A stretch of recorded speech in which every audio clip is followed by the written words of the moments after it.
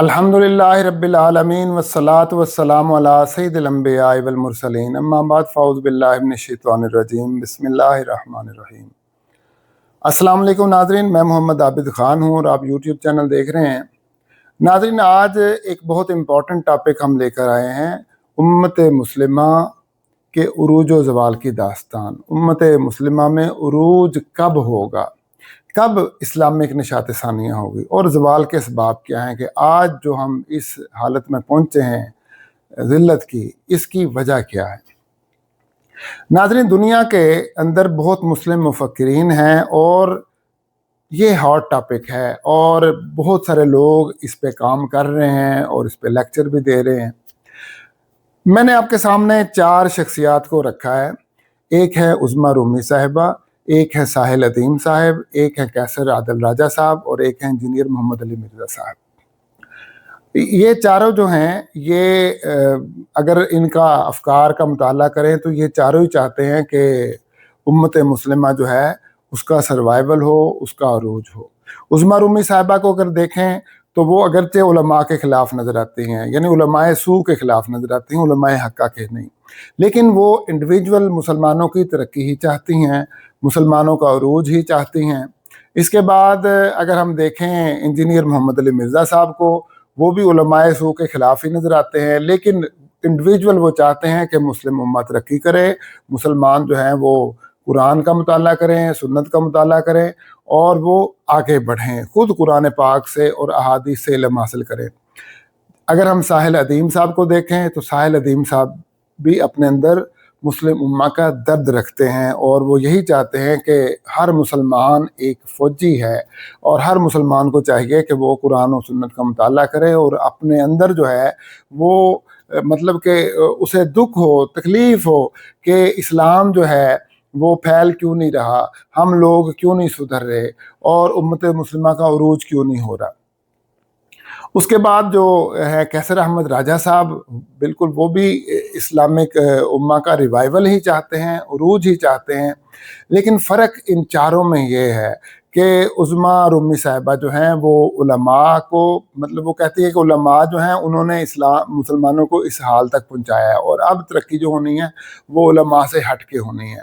Engineer Mohammad Ali Mirza साहब जो है वो कहते हैं कि उलमा हमें सही दीन नहीं दे रहे, अब हमने दीन खुद हासिल करना है और ख़ुद कुरान और सुन्नत का मुताला करके हमने दीन की तह तक पहुंचना है। साहिल अदीम साहब जो हैं वो भी यही चाहते हैं कि हर मुसलमान ख़ुद कुरान पाक का मुताला करे, ख़ुद अहादीस का मुताला करे और हम आगे बढ़ें। कैसर अहमद राजा साहब थोड़ा सा डिफरेंट है, उनका जो सोच है बल्कि यूँ समझिए टोटली डिफरेंट है। वो कहते हैं कि इस्लाम जो आज तक हम तक पहुंचा ये उलमा की कुर्बानियों का ही नतीजा है और इस बात से उनकी मैं 100% इत्तेफाक करता हूँ और लाजमी बात है कि इंजीनियर मोहम्मद अली मिर्ज़ा साहब भी इत्तेफाक करेंगे कि उलमाए हक्का की कुर्बानियों से इस्लाम हम तक पहुंचा है और साहिल अदीम साहब भी इस बात से इत्तेफाक करेंगे कि उलमाए हक्का की कुर्बानियों से ही पहुंचा है और उज़्मा रूमी साहिबा भी थोड़े बहुत इख्तिलाफ के साथ इसके साथ इत्तेफाक ही करेंगी कि उलमाए हक्का की कुर्बानियों से इस्लाम यहाँ तक पहुंचा है। अच्छा, अब अगली जो बात है साहिल वो जो कैसर अहमद राजा साहब कहते हैं कि जो इस्लामिक निशात सानिया होगी वो भी उलमा के ज़रिए ही होगी और वो भी उलमा ही हमारे हीरो हैं और वो ही करेंगे। इस बात से मैं भी इख्तिलाफ रखता हूँ और इस बात के साथ जो तीनों हजरात हैं वो भी इख्तिलाफ करेंगे। नाजरीन, पूरी दुनिया में मुस्लिम मुफक्किरीन उठाकर देखें, तकरीबन सारे मुफक्किरीन जो है वो इस्लामिक निशात सानिया की बात करते हैं। अंदाज़ मुख्तलिफ है, तरीक़ाकार मुख्तलिफ है और अगर उनको देखा जाए, स्टडी की जाए तो सारे यही चाहते हैं कि मुसलमानों के जो नौजवान हैं ख़ुद कुरान का मुताला करें, ख़ुद अहादीस का मुताला करें और ख़ुद दीन में आगे बढ़ें। मैं भी इस बात से इत्तेफाक करता हूँ कि हर मुसलमान को चाहिए कि जो अल्लाह तबारक व तआला ने किताब हमारे ऊपर नाज़िल की है, यानी हमारे लिए नाज़िल की है मोहम्मद मुस्तफ़ा सल्लल्लाहु तआला अलैहि वसल्लम पर, हम ख़ुद उस किताब को पढ़ें, हम ख़ुद उसका मुताला करें, हम उसको अपना यानी कि हिफ़्ज़ करें, अपने दिमागों में, दिलों में बसाएं उस किताब को और अहादीस मुस्तफ़ा सल्लल्लाहु तआला अलैहि वसल्लम को हम खुद जो है उसको पढ़ें, समझें और अपना दीन जो है उसे हम आगे लेके चलें। اس بات سے اتفاق ہے۔ اچھا، کیسر احمد راجہ صاحب جو بات کرتے ہیں کہ اب فیوچر بھی علماء کے ذریعے ہونا ہے، تو یہ میں اس بات سے اتفاق نہیں کرتا۔ علماء کا ایک شعبہ ہے، بالکل وہ اپنے شعبے پہ گامزن ہے، وہ علم دین کی ترویج کر رہے ہیں، اللہ تعالیٰ ان کو مزید توفیق عطا فرمائے۔ لیکن یہ جو سروائیول ہے، اگر ہم یہ کہیں گے کہ علماء کے ذریعے ہی ریوائیول ہوگا اور دوبارہ جو عروج علماء کے ذریعے ہی ہوگا، اس بات سے میں ٹوٹلی اختلاف کرتا ہوں، تھوڑا بہت نہیں، ٹوٹلی اختلاف کرتا ہوں۔ اور میں اس معاملے میں ساحل ادیم صاحب جو ہیں، میں ان کے ساتھ، اور انجینئر محمد علی مرزا صاحب، میں ان کے ساتھ اتفاق کرتا ہوں۔ جہاں تک عظمیٰ رومی صاحبہ ہیں، عظمیٰ رومی صاحبہ جو ہیں وہ کہتی ہیں کہ مسلمانوں کو جدید علوم پڑھنے چاہیے، جدید افکار پڑھنے چاہیے۔ بالکل میں عظمیٰ رومی صاحبہ کے ساتھ ہوں، بالکل پڑھنا چاہیے، لیکن جہاں پہ قرآن کے ساتھ وہ اختلاف آ جائے، قرآن کے بالمقابل کوئی نظریہ کھڑا ہو جائے آ کے، پھر وہاں چاہیے کہ ہم قرآن مجید فرقان حمید کو فالو کریں، ہم اس نظریے کو چھوڑ دیں۔ اس پہ ڈیٹیل میں بحث کریں گے، اس کے لیے الگ ٹاپک چاہیے، الگ وقت چاہیے، وہ آج ہمارا جو ہے یہ موضوع نہیں ہے۔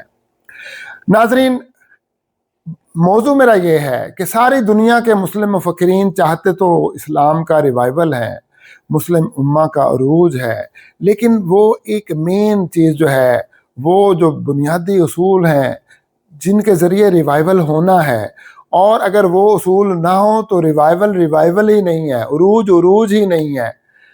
تو وہ جو ہے وہ میں آپ کو بتانا چاہتا ہوں کہ وہ بنیادی اصول کون سے ہیں۔ تو ناظرین، سب سے پہلا اصول ہے امانت۔ اللہ تبارک و تعالیٰ نے ارشاد فرمایا، ان اللہ یأمرکم ان تؤدوا الامانات الی اہلہا، سورہ مائدہ آیت نمبر 58، کہ اللہ تبارک و تعالیٰ تمہیں حکم دیتا ہے کہ امانتیں ان کے اہل کے حوالے کر دو۔ یہ امانت سے مراد ہر قسم کا عہدہ ہے، ہر قسم کا عہدہ، اور اس کے علاوہ جو بھی چیز، مین چیز جو ہے اس میں عہدہ مراد لیا جاتا ہے۔ اس کے بعد دوسرا اصول ہے عدل، سورہ مائدہ آیت نمبر 58، وَإِذَا حَكَمْتُمْ بَيْنَ النَّاسِ أَن تَحْكُمُوا بِالْعَدْلِ، جب تم لوگوں کے درمیان فیصلہ کرو تو عدل کے ساتھ فیصلہ کرو۔ تیسرا اصول ہے شورا، وَأَمْرُهُمْ شُورَىٰ بَيْنَهُمْ، سورہ شورا آیت نمبر 38۔ اور مسلمان جب آپس میں کسی چیز میں اختلاف کا شکار ہو جاتے ہیں تو وہ پھر آپس میں مشورہ کر کے کرتے ہیں، یا کوئی نئی چیز ان کے سامنے آتی ہے تو وہ اس میں مشورہ کر کے آگے چلتے ہیں۔ جیسے کوئی قانون بنانا ہو، کوئی ایسی چیز جس میں قرآن اور سنت جو ہیں وہ خاموش ہوں اور ہم نے آگے مزید رہنمائی لینی ہے، تو پھر وَأَمْرُهُمْ شُورَىٰ بَيْنَهُمْ، وہ آپس میں مشورہ کر کے جو ہے وہ اپنا فیصلہ کرتے ہیں۔ اس کے بعد چوتھا اصول فرمایا ظلم اور جبر کی ممانعت، ان اللہ لا يحب المعتدین، سورہ بقرہ آیت نمبر 190، بے شک اللہ تبارک و تعالی ظلم اور جبر کرنے والوں کو پسند نہیں کرتا۔ پانچواں اصول ہے اطاعت، یا ایھا الذین آمنوا اطیعوا اللہ واطیعوا الرسول، اطیعوا اللہ واطیعوا الرسول واولی الامر منکم، اے ایمان والو اللہ کی اطاعت کرو اور اللہ کے رسول کی اطاعت کرو، اور جو تم میں سے اولی الامر ہیں، حکام ہیں، ان کی اطاعت کرو۔ چھٹا اصول ہے مساوات، فرمایا من قتل نفسا بغیر نفس و فساد فی الارض فکانما قتل الناس جميعا، یعنی جس کسی نے ایک شخص کو ناحق قتل کیا یا زمین میں فساد پھیلایا تو ایسے ہے کہ جیسے اس نے روئے زمین کے تمام انسانوں کو قتل کیا، یعنی ایک انسان کا قتل پورے روئے زمین کے سب انسانوں کا قتل شمار کیا جائے گا۔ ناظرین، یہ مساوات ہے، یعنی چھوٹا بڑا سب برابر ہیں، ایک بندے کا ناحق قتل ساری انسانیت کا اور تمام دنیا کے انسانوں کا قتل ہی ہے۔ تو ناظرین، یہ 6 اصول ہیں جو میں نے آپ کو بتائے، یہ قرآن مجید فرقان حمید کا مطالعہ کر کے میں نے اس میں سے یہ 6 اصول نکالے ہیں۔ اب آپ دیکھیے کہ کیا دنیا کے کسی ملک میں ان 6 اصولوں پر 100% عمل ہو رہا ہے؟ تو آپ دیکھیں گے کہ ان 6 اصولوں پر 100% عمل نہیں ہو رہا۔ سب سے پہلے ہم دیکھ لیتے ہیں امانت کو۔ کیا جو سربراہ مملکت ہے، یہ دیکھیں سب سے بڑا عہدہ سربراہ مملکت کا ہوتا ہے، کیا سربراہ مملکت کو دیکھا جاتا ہے کہ اس بندے کو سربراہ مملکت چنا جائے جو اہل ہے اس کا؟ زیادہ تر جو اسلامک دنیا ہے اس میں موروثیت ہے، بادشاہ حکمران، اس کے بعد بیٹا حکمران، دیکھنا نہیں ہے کہ یہ اہل ہے کہ نہیں۔ ہم نے دیکھنا یہ ہے کہ یہ بیٹا ہے، اس کا کیا رشتہ ہے اس کے مطلب بادشاہ کے ساتھ، تو اس کو ولیعہد قرار دے دیا جاتا ہے۔ اس کے بعد دنیا اسلام کے اندر کیا چیز رائج ہے، اس کو کہتے ہیں ڈکٹیٹرشپ، آمریت، یعنی جیسے فوجی آمریت کہہ لیں یا اسٹیبلشمنٹ کی آمریت کہہ لیں۔ تو وہ جو آمریت ہے، وہ آمریت کی وجہ سے یہ پہلا اصول جو ہے وہ اس کو مطلب کہ اس پہ عمل پیرا پوری دنیا اسلام میں جتنے بھی ممالک ہیں، 52 ہیں یا 56 ہیں یا جتنے بھی ہیں، اس اصول پہ عمل پیرا نہیں ہوا جا رہا۔ اس کے بعد دوسرا ہے عدل۔ کیا عدل ہے؟ تو جب پہلا اصول جو تھا امانت کا، جب امانت کو ہم نے نہیں کیا، جب اس میں عدل نہیں ہوا، یعنی عدل ہے کسی چیز کو اس کی جگہ پہ رکھنا جس جگہ کے وہ لائق ہو، تو جب ہم نے سب سے جو بڑی سیٹ ہے، سب سے اونچی سیٹ ہے، اس پہ ہی نااہل بندے کو بٹھا دیا کہ جو اس کا اہل ہی نہیں ہے، کہ جو اللہ تبارک و تعالیٰ نے ایک طریقہ بتایا تھا کہ اہل کو اوپر لانا ہے، تو اہل کو ہم نے کیسے لانا تھا؟ عدل کے ذریعے اور مشاورت کے ذریعے اس سیٹ کو بننا تھا جو پہلی سیٹ ہے۔ تو ہم نے عدل بھی چھوڑ دیا، مشاورت بھی چھوڑ دی، ہم نے کیا موروثیت کو اختیار کر لیا یا ڈکٹیٹرشپ کو اختیار کر لیا یا اسٹیبلشمنٹ کو اختیار کر لیا۔ تو رزلٹ کیا ہوا؟ 3 اصول جو ہے وہ پامال ہو گئے۔ اس کے بعد ہے ظلم اور جبر کی ممانعت، ان اللہ لا یحب المعتدین، اللہ تعالیٰ ظلم اور جبر کو پسند نہیں کرتا۔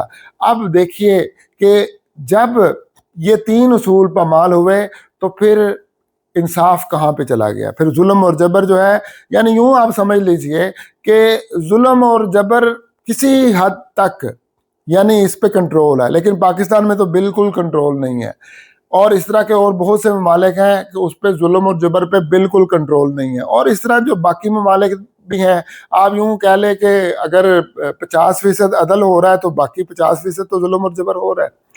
تو اس اصول پہ بھی کاربند نہیں ہے۔ اس کے بعد رہ گیا اطاعت۔ اطاعت ایک ایسا شعبہ ہے جس کا تعلق عوام کے ساتھ ہے اور اس کے ساتھ نہیں ہے، حکمرانوں کے ساتھ نہیں ہے۔ لیکن اگر ہم دیکھا جائے پوری آیت کو پڑھیں، ارشاد فرمایا یا ایھا الذین آمنوا اطیعوا اللہ واطیعوا الرسول، کہ اللہ کی اطاعت کرو اور اللہ کے رسول کی اطاعت کرو اور حکمرانوں کی اطاعت کرو۔ تو جب ہم نے پہلے 4 اصول پامال کر دیے تو پھر اطاعت کہاں پہ رہ گئی؟ تو اطاعت تو گل ہو گئی، ختم ہو گئی اطاعت۔ تو یہ چوتھا اصول جو ہے، یہ 5واں اصول جو ہے، یہ بھی اس پہ بھی عمل پیرا نہیں ہوا جا رہا۔ اس کے بعد 6واں اصول ہے مساوات، یہ بالکل مفقود ہے۔ یعنی آپ یوں دیکھیں کہ ایک بڑا آفیسر ہے یا بڑا عہدیدار ہے یا ایم این اے ہے، ایم پی اے ہے، اس کا جو ہے اس کے ساتھ ظلم ہوتا ہے، اس کے ساتھ زیادتی ہوتی ہے، یعنی سمجھے اس کی چوری ہو گئی، اس کی ڈکیتی ہو گئی یا اس کا کوئی قتل ہو گیا، تو ساری جو ہے مشینری حرکت میں آ جاتی ہے۔ لیکن ایک غریب کی بچی کے ساتھ ظلم اور زیادتی ہو جاتی ہے یا غریب کا بچہ قتل ہو جاتا ہے تو اس کے ساتھ جو ہے کوئی پرسان حال نہیں ہوتا، اور اس طریقے سے مشینری حرکت میں نہیں آتی، اور اس طریقے سے جو ریاست ہے پر فرق نہیں پڑتا۔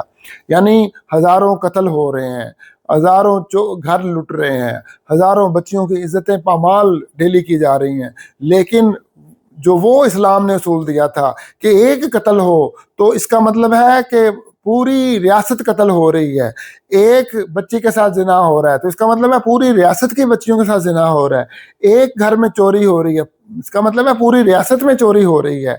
تو یہ مساوات کا اصول بھی کار فرما نہیں ہے۔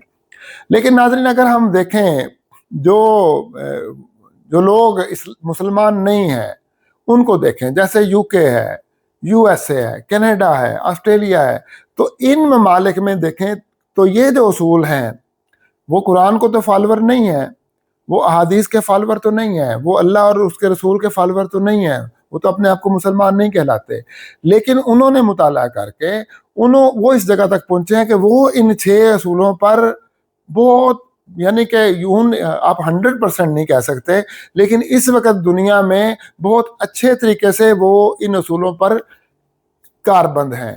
وہ جب حکمران چنتے ہیں تو وہ اس میں امانت، عدل اور شورا اس کی اپنی طرف سے 100% پریکٹس کرتے ہیں کہ وہ امانت، عدل اور شورا کے تمام جو کرائٹیریا ہے، تمام جو پیرامیٹر ہیں، ان کے مطابق جو ہے وہ اپنا حکمران چنے، اور اس کے بعد جب حکمران انہوں نے اچھے طریقے سے چن لیا تو پھر وہ عدل اور ظلم اور جبر کی ممانعت وہ اس پہ بھی کاربند رہتے ہیں۔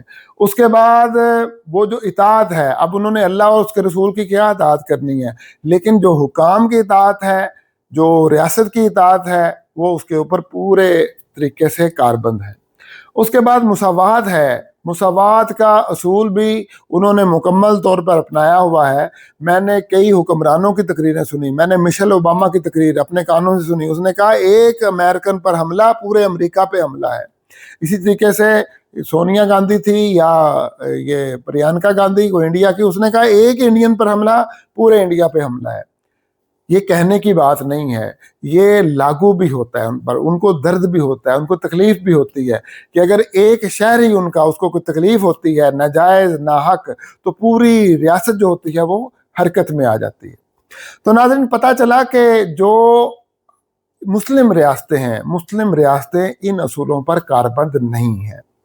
اب دیکھنا ہم نے یہ ہے کہ کیا نبی کریم صلی اللہ تعالیٰ علیہ وسلم، حضور صلی اللہ تعالیٰ علیہ وسلم جو آپ کا دور تھا، تو کیا یہ جو اصول تھے، یہ 6 اصول جو میں نے بتائے ہیں، کیا نبی کریم صلی اللہ تعالیٰ علیہ وسلم نے جو ریاست مدینہ منورہ میں قائم کی، جو 10-11 سال تک آپ جس کے سربراہ رہے، کیا اس ریاست میں، ریاست مدینہ میں نبی کریم صلی اللہ تعالیٰ علیہ وسلم نے یہ 6 اصول لاگو کیے؟ 100%۔ اس کا جواب یہ ہے کہ 100% حضور صلی اللہ تعالیٰ علیہ وسلم نے ان 6 اصولوں کو لاگو کیا۔ بے شمار مثالیں ہیں، میں دلائل کے ساتھ آپ کو ثابت کر سکتا ہوں۔ اس کے بعد حضرت عمر فاروق رضی اللہ تعالیٰ عنہ کا دور آیا، اور حضرت عمر فاروق رضی اللہ تعالیٰ عنہ نے تو مساوات کا اصول اس قدر رکھا کہ آپ نے فرمایا دریائے فرات کے کنارے پر کتا بھی بھوکا مر جائے تو عمر سے سوال ہوگا، عمر سے پوچھا جائے گا کہ یہ کتا بھوکا کیوں مر گیا۔ یعنی انہوں نے انسانوں کے ساتھ ساتھ جانوروں کا بھی رکھا کہ جانور کی بھی کوئی بھوکا نہیں مرنا چاہیے۔ تو جب ایک جانور بھوکا نہیں مرنا چاہیے، یعنی جانور کو ذبح کریں کوئی وجہ ہو، کوئی مقصد ہو، وگرنہ جانور کو تکلیف نہ دی جائے۔ تو حضرت عمر فاروق رضی اللہ تعالیٰ عنہ کے دور میں، اور بلکہ حضرت ابوبکر صدیق رضی اللہ تعالیٰ عنہ کے دور میں اور حضرت عمر فاروق رضی اللہ تعالیٰ عنہ کے دور میں یہ اصول کاربند رہے۔ اس کے بعد حضرت عثمان غنی رضی اللہ تعالیٰ عنہ اور حضرت علی رضی اللہ تعالیٰ عنہ کا دور آیا، تو حضرت عثمان اور حضرت علی رضی اللہ تعالیٰ عنہ کے دور میں بھی یہ جو 6 اصول تھے، ان پہ 100% کاربند رہنے کی کوشش کی گئی۔ حضرت عثمان غنی رضی اللہ تعالیٰ عنہ کے بارے میں ہمیں اکا دکا کوئی واقعات ایسے ملتے ہیں، لیکن انہوں نے اپنی طرف سے بڑی کوشش کی، اور جو تعویلیں کی جا سکتی ہیں کہ جو ان کے واقعات ہوئے اس کی تعویلیں کی جا سکتی ہیں، لیکن کچھ واقعات ایسے ملے۔ اب رہ گئی آگے حضرت علی رضی اللہ تعالیٰ عنہ کی بات۔ حضرت علی رضی اللہ تعالیٰ عنہ نے بھی ان 6 اصولوں کو کما حق اپنی ریاست میں لگایا۔ جو ان کا جس ریاست کے وہ خلیفہ تھے، سربراہ تھے، انہوں نے 100% کوشش کی کہ ان 6 اصولوں پہ کاربند رہیں۔ اب مسئلہ خراب کہاں سے ہوا؟ مسئلہ خراب کہاں سے ہوا؟ بیماری کہاں پہ آئی؟ دیکھیے ناظرین، جب تک ہمیں یہ نہ پتہ چل جائے گا کہ بیماری کیا ہے بیمار کو، تو ہم اس بیماری کا علاج نہیں کر سکیں گے۔ تو سب سے پہلے ہم نے دیکھا بیماری کیا ہے، تو بیماری کا ہمیں پتہ چل گیا کہ بیماری یہ ہے کہ ان 6 اصول جو ہیں ان پہ کاربند نہیں ہوا جا رہا، تو اس وجہ سے عروج جو ہے مسلم امہ کا نہیں ہو رہا۔ تو دیکھنا یہ ہے کہ بیماری جو ہے پتہ تو چل گیا کہ یہ بیماری ہے، اور یہ بیماری سٹارٹ کیسے ہوئی۔ جب سٹارٹ کا پتہ چلے گا تو اس کے بعد پھر ہم اس کا علاج بھی کر سکیں گے۔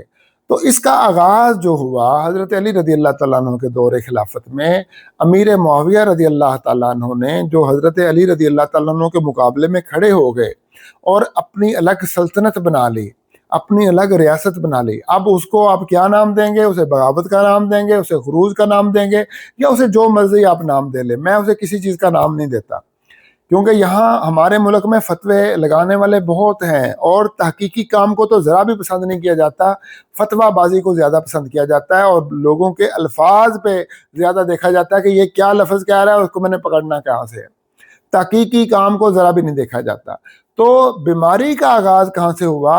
جب حضرت امیر معاویہ رضی اللہ تعالیٰ عنہ نے حضرت علی رضی اللہ تعالیٰ عنہ کے مقابلے میں اپنی جو ہے الگ سے ریاست کھڑی کی، الگ سے حکومت کھڑی کی، اور حضرت علی رضی اللہ تعالیٰ عنہ کے مقابلے میں آ کے فوجیں کھڑی کر لی۔ بیماری کا آغاز وہاں سے ہوا۔ اس کا نقصان کیا ہوا؟ اس کا نقصان یہ ہوا، ایک تو امت مسلمہ بٹ گئی، وہ جو مرکزیت تھی وہ ختم ہو گئی۔ دوسرا اس کا نقصان یہ ہوا کہ حضرت علی رضی اللہ تعالیٰ عنہ کا جو دور خلافت تھا، حضرت علی رضی اللہ تعالیٰ عنہ وہ ان کا جو دور خلافت تھا ان کو کام کرنے کا موقع ہی نہیں ملا کہ وہ تحقیقی کام کریں، وہ جو ہے کوئی مزید آگے ریسرچ کریں، اور امت مسلمہ ان کی شخصیت سے، ان کے علم سے، اور وہ جو ان کے اللہ تعالیٰ نے ان کو صلاحیتیں دی ہوئی تھیں ان سے فائدہ اٹھاتے، وہ نہیں اٹھا سکے۔ میں بڑے وثوق سے یہ بات کہہ رہا ہوں ناظرین، اگر حضرت امیر معاویہ رضی اللہ تعالیٰ عنہ، میں بڑے ادب سے نام لے رہا ہوں، اگر حضرت امیر معاویہ رضی اللہ تعالیٰ عنہ حضرت علی رضی اللہ تعالیٰ عنہ کے خلاف الگ ریاست نہ کھڑی کرتے، ان کو جنگ و جدل میں نہ دھکیلتے اور ان کو اطمینان سے کام کرنے دیتے، تو آج جو اسلام ہمارے سامنے ہے یہ اس سے کروڑہا درجے بہتر صورت میں ہمارے سامنے موجود ہونا تھا۔ میں بالکل وثوق سے یہ بات کہہ رہا ہوں کہ آج جو اسلام ہمارے سامنے موجود ہے یہ ہزارہاں کیا کروڑہاں درجے اس شکل سے بہت ہی بہتر شکل میں ہمارے سامنے ہونا تھا۔ آج جہاں پہ مسلمان کھڑے ہیں اس سے کروڑہاں گنا اعلیٰ جگہ پہ مسلمان آج کھڑے ہوتے۔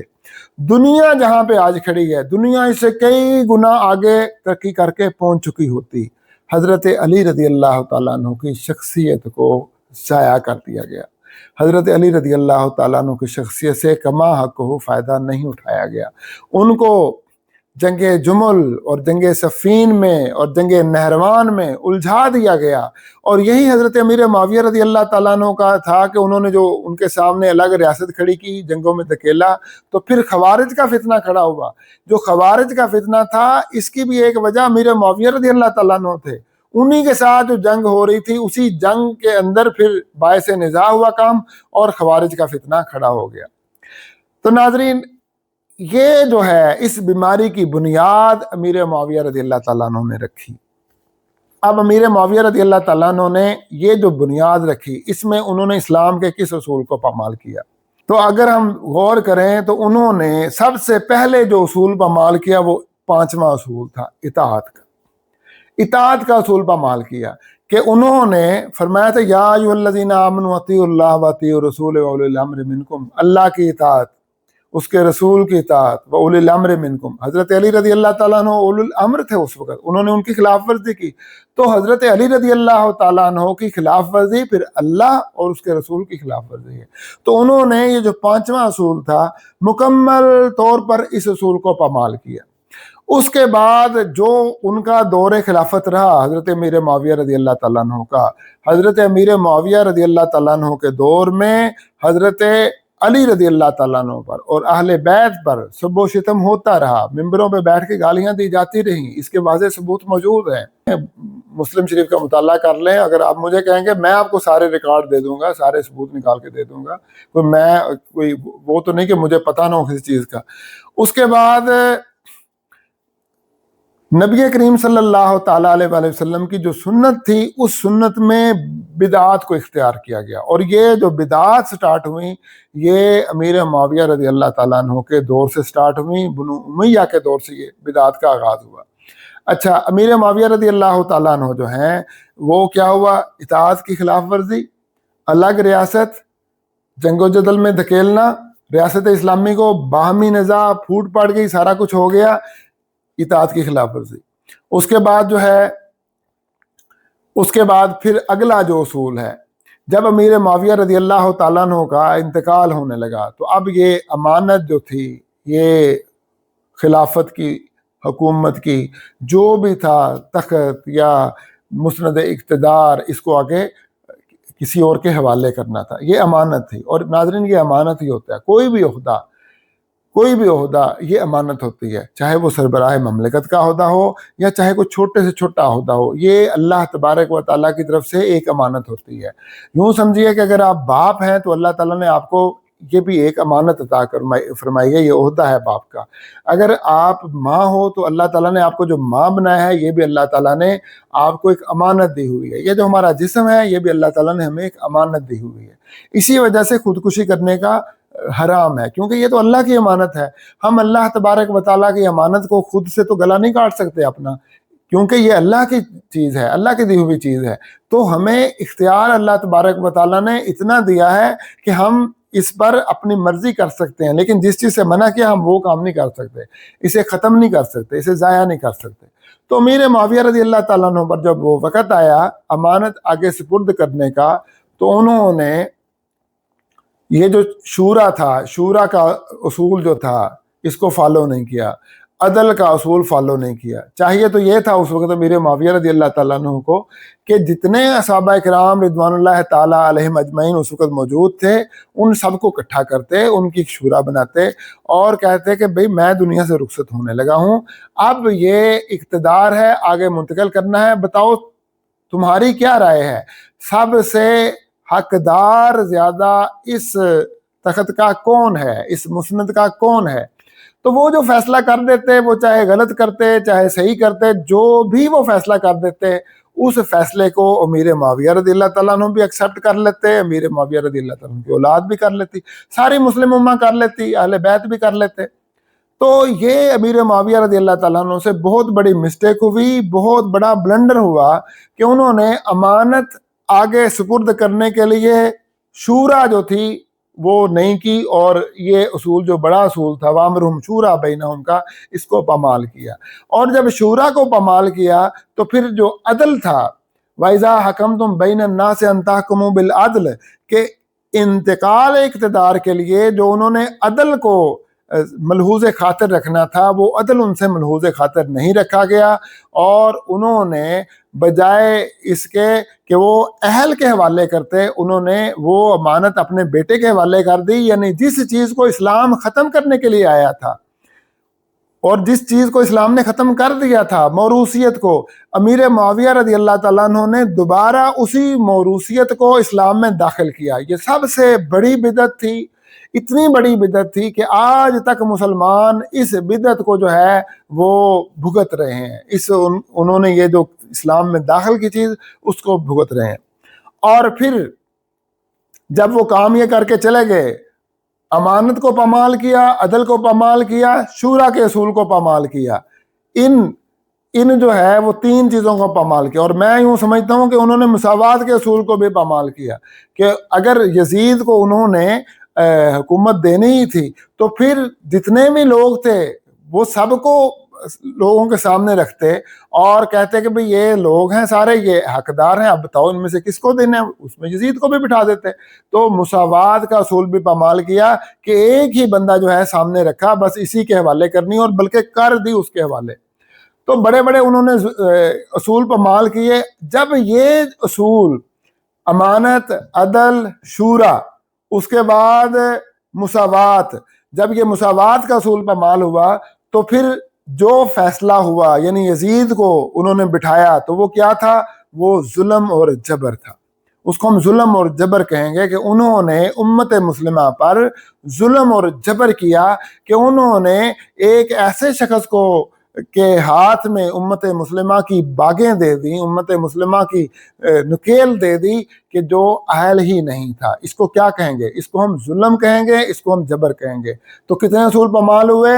امانت، عدل، شورا، مساوات، ظلم اور جبر، 5 اصول پامال ہوئے۔ تو جب یہ 5 اصول پامال ہوئے تو یہ 5 اصول کا پامال ہونا یہ مستلزم تھا۔ اللہ تبارک و تعالیٰ کی اطاعت کی خلاف ورزی ہوئی، کہ جو بندہ 5 اصول پامال کرتا ہے تو پھر وہ اطاعت تو نہیں کر رہا اللہ تبارک و تعالیٰ کی، کہ اللہ تبارک و تعالیٰ نے تو فرمایا تھا کہ ان اصولوں پہ کاربند رہنا ہے، وہ اطاعت تو نہیں کر رہا، نہ پھر یہ اللہ کی اطاعت ہے، نہ اللہ تعالیٰ کے رسول کی اطاعت ہے۔ تو اب یہ جو اصول تھا چھٹا اطاعت کا، یہ اصول بھی پامال ہوا۔ تو امیر معاویہ رضی اللہ تعالیٰ عنہ جب حضرت علی رضی اللہ تعالیٰ عنہ آپ نے خلافت سنبھالی، مسند خلافت پر بیٹھے، تو سب سے پہلے جو انہوں نے اصول پامال کیا وہ اطاعت کا تھا، اطاعت کا۔ اس کے بعد جب بھئی علیحدہ ریاست کھڑی کر لی. اس کے بعد جب امیر معاویہ رضی اللہ تعالیٰ عنہ کے سامنے آئے تو فساد فی الارض کا شکار ہوئے. یہ دوسرا اصول جو تھا وہ پامال کیا.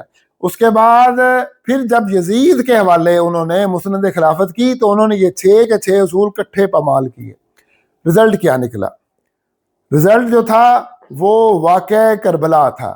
واقعہ کربلا کے اندر جو تاریخ کا بدترین ظلم ہوا، تاریخ کا بدترین ظلم ہوا کہ امت نے ہی اپنے نبی کے نواسے کی گردن کاٹ دی. نعوذ باللہ من ذالک، استغفر اللہ العظیم. اتنا بڑا. اور یہ جو ظلم عظیم ہوا یہ یزید کے پیچھے امیر معاویہ رضی اللہ تعالیٰ عنہ کی وہ سیاست تھی، یہ اس کا ثمر تھا، یہ اس کا پھل تھا. اور اس کے بعد یزید کے بعد پھر آگے جتنے بھی بنو امیہ آئے سوائے حضرت عمر بن عبدالعزیز رضی اللہ تعالیٰ عنہ کے، ان سب نے ان 6 اصولوں کو اچھی طرح پامال کیا. اس کے بعد بنو امیہ کے بعد بنو عباس آئے اور بنو عباس نے بھی ان 6 اصولوں کو اچھی طرح پامال کیا. اچھا، واقعہ کربلا کے بعد اہل بیت اطہار کے حقوق کے لیے کہ خلافت ان کا حق ہے، بڑی تحریکیں چلیں، بڑا کچھ ہوا.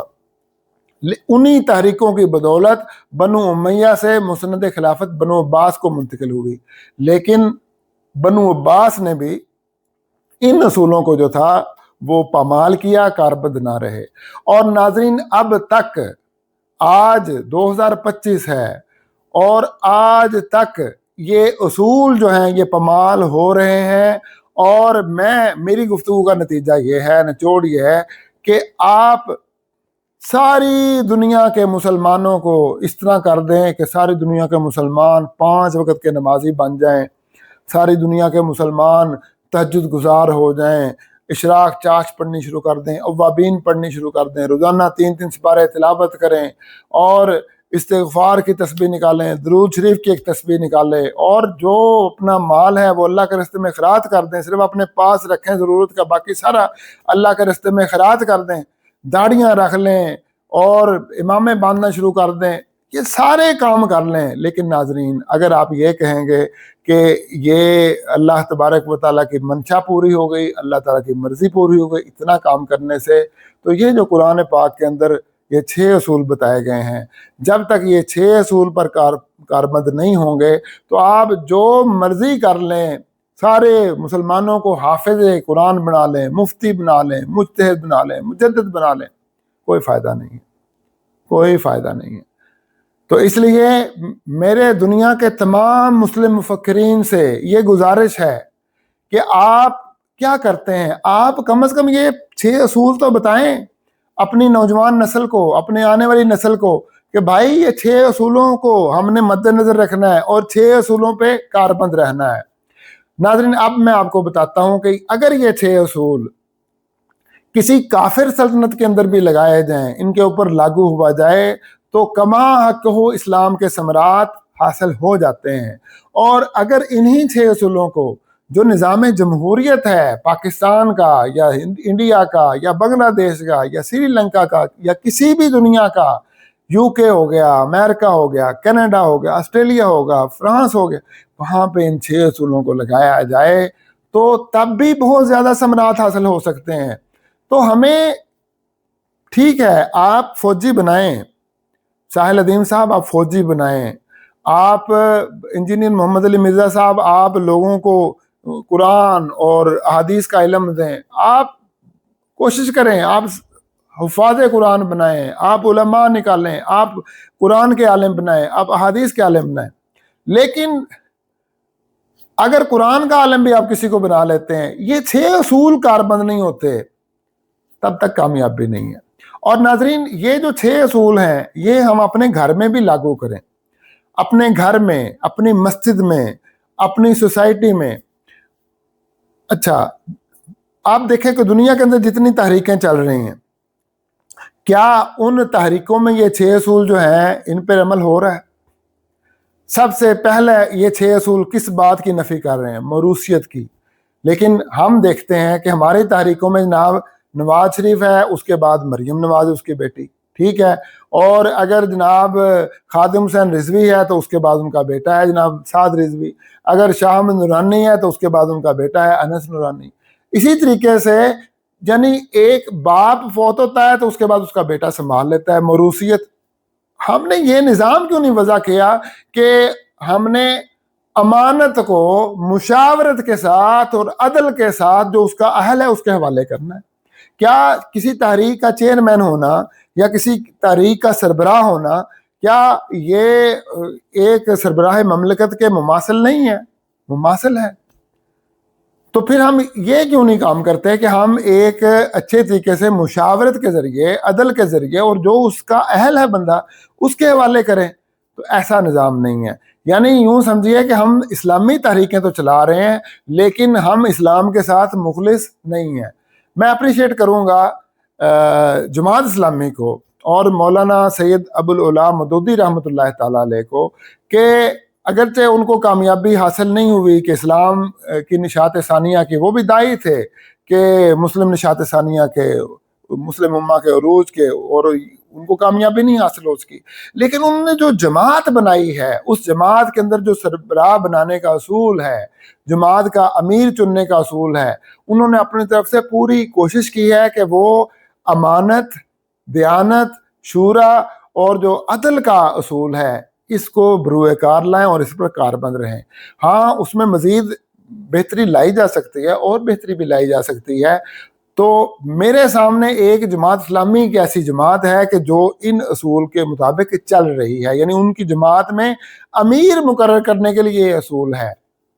وہ کامیاب کیوں نہیں ہوئے یہ ایک الگ بحث ہے اور یہ اس پہ علیحدہ گفتگو ہو سکتی ہے. لیکن میں چاہتا تھا کہ میں ان کو اپریشیٹ کرتا اور میں ان کو خراج تحسین پیش کرتا، کیونکہ میری عادت ہے کہ جو ہر اچھا کام کرنے والا ہے میں اس کو اس کے اچھے کام کی وجہ سے خراج تحسین پیش کرتا ہوں، اور جو کوئی برا کام کرے گا میں اس برے کام کو تنقید کا نشانہ بناؤں گا. تو ناظرین یہ تھی آج کی گفتگو. انشاءاللہ تعالیٰ یہ موضوع چلتا رہے گا. اللہ تبارک و تعالیٰ ہم سب کو وہ دن دیکھنے کی توفیق عطا فرمائے کہ جب مسلم امہ کا عروج ہو اور ہم جو کوشش کر سکتے ہیں. میں نے اپنا حق ادا کیا کہ میں نے آپ کو بتایا کہ میرے نزدیک اگر یہ 6 اصول ہم کاربند ہو جائیں تو امت مسلمہ کا عروج دوبارہ ہو سکتا ہے. اگر میری ویڈیو اچھی لگی ہو تو لائک اور شیئر ضرور کیجیے گا، اور اگر اپنی رائے کا اظہار کرنا چاہیں تو کمنٹ باکس میں اپنی رائے کا ضرور اظہار کیجیے گا. چینل کو سبسکرائب بھی کیجیے گا. وما علینا الا البلاغ المبین. والسلام علیکم ورحمۃ اللہ وبرکاتہ.